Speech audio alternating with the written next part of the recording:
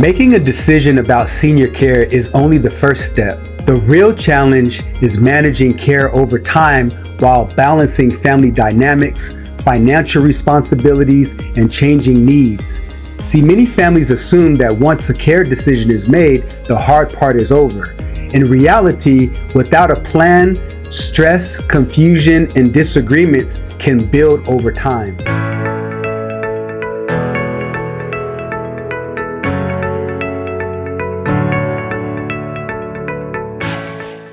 A well-structured family care plan helps to ensure that 1. Everyone understands their role and what's expected. Care decisions don't fall entirely on one person. Future transitions happen smoothly without panic or guilt. So, let's talk about how to identify family roles and responsibilities. You see, too often one sibling or family member shoulders the burden alone, and resentment builds and tensions rise and burnout becomes inevitable. So instead of letting responsibilities fall unevenly, assign roles in advance. I can tell you firsthand, I have a close family friend who this exact situation happened, and there were a number of people involved, but because they didn't have a care plan, the role fell on 1 to 2 families within 1 to 2 siblings within that family, and it created tension that really just continued to build up over time. So please, right now, you may not feel like you need to broach the conversation because it's a difficult one. Please, by all means, start that conversation. So let's talk about examples of family roles in a care plan. So then that way you can know who needs to do what. So 1 is you have the primary coordinator. This is the go-to person for communication and decision making. This has to be a person that everybody respects and trusts their decisions, because sometimes they may need to call a shot and you guys may not all be in agreement, but you have to agree ahead of time that that person is going to be the person that makes the final call. The other one needs to be a financial manager. This is a person that's good with money. So they handle the bills, they handle insurance claims, they handle long-term care planning. Those are the individuals that need to be designated for those types of roles. You need also a medical liaison. So this person attends the doctor's appointments and tracks medications. You also need an emotional supporter. This person ensures the senior stays socially and emotionally engaged. And then you also need a logistics and errands helper. Now, this person assists with grocery shopping, transportation, and household tasks. So, the reason why this works is because instead of expecting one person to do it all, breaking it down makes caregiving more manageable, and it really helps prevent conflict, because you can see all of those roles were equally important. Now, some may be more important at some point in time, like if there's a time to make a medical decision, that's certainly more important than the person running the errands. But when mom or dad is hungry, the person running the errands to take care of all of those logistics is important. When it's time to make financial decisions, you see, so my point is that every single role has its time and its place, and so it's important to designate those roles based on the gifts, talents, and skills of each sibling. So step number 2, keep constant communication amongst each other. Here's the thing, a lack of communication is one of the biggest sources of conflict.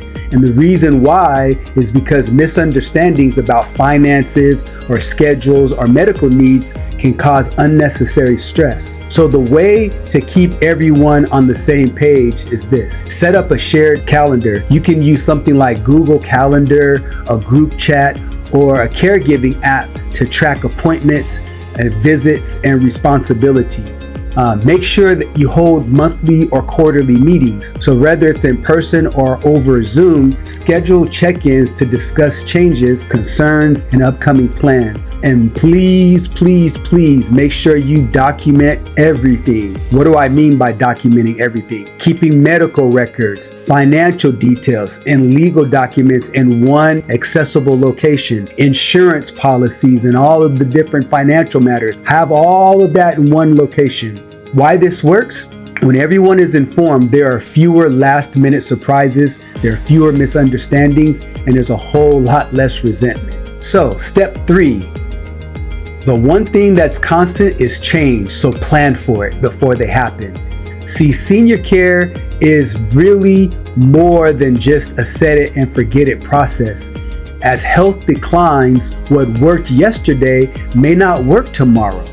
So make sure that you stay prepared for these different types of transitions. And the way to do that is to monitor early warning signs. So watch for changes in mobility, memory, or daily routines that signal the need for increased care.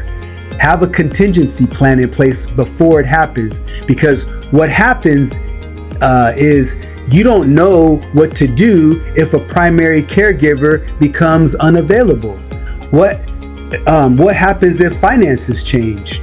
See, you need to discuss the what if scenarios, because what if your loved one suddenly can't live at home? What's the backup plan? What happens if they slip and fall and they can't walk and they live by themselves? What happens if they get into a car accident or something happens with their eyesight and they can no longer drive? All of these things are important to plan ahead of time. And the reason why this works is because when families plan ahead, care transitions are smoother, they're less emotional, and they're also less financially overwhelming. So it's very, very important to keep all of those things in mind. Step 4, get professional support before a crisis hits. Many families wait too long to seek outside guidance, assuming they can figure it out on their own.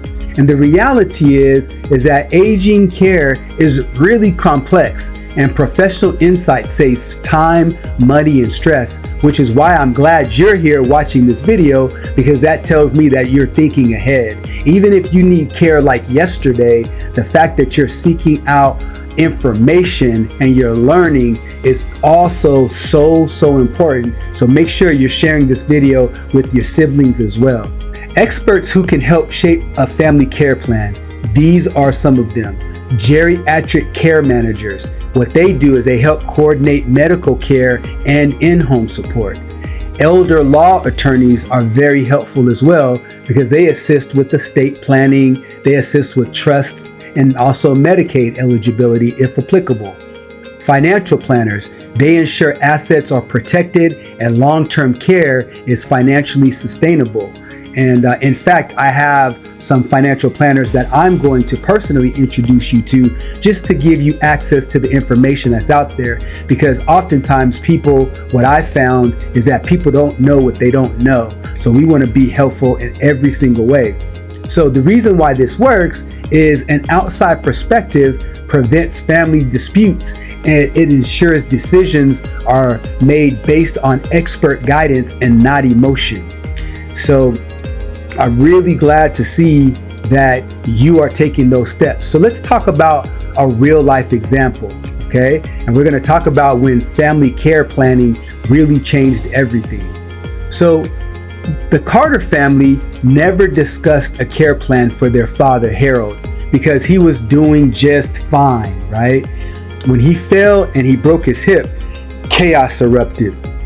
His 3 adult children had no idea what their father wanted because they never talked about it before.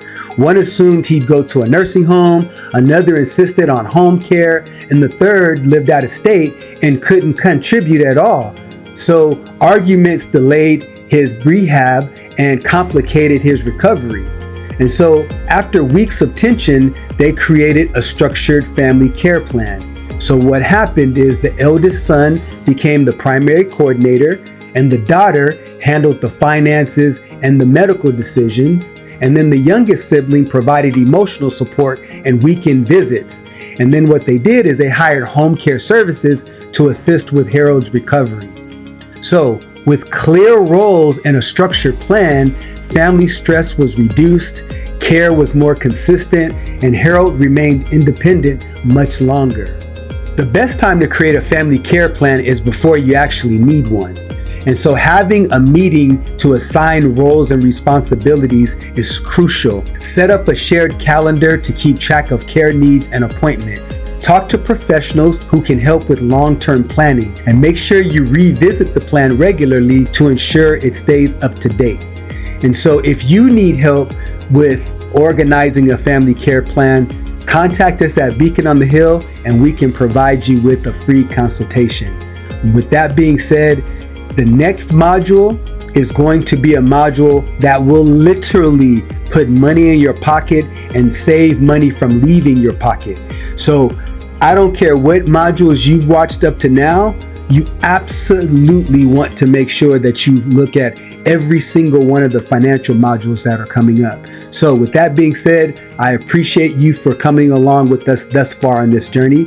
Take care. Till next time. Bye-bye.